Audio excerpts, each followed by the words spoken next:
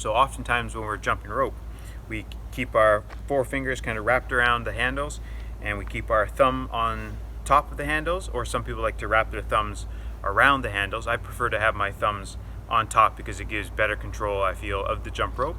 And here's something that I tried the last time I was jumping rope.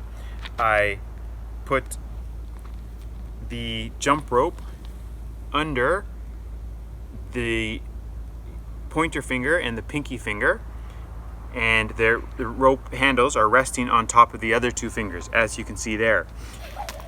Running crossovers.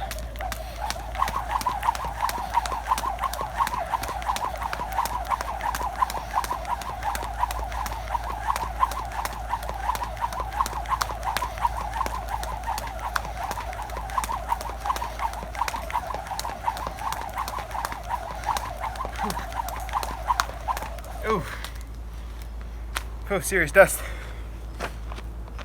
Anyways, the experiment I was just playing around with, just having a little bit of fun really the other day, was this.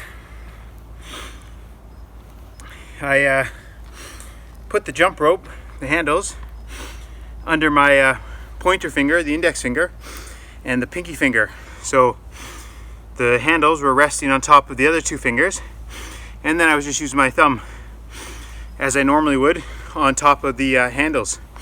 So I was just playing around with this the other day, and actually I realized you can still jump rope quite well using this grip, but it does put a little bit of pressure on these fingers, which can cause a little bit of pain. But perhaps if, for example, you're a boxer or maybe a fighter, MMA, Muay Thai, and you want to strengthen those fingers, this could be maybe a useful technique. But in general, I probably wouldn't skip rope like this, but it's just a little bit of fun. Just experimenting, playing around.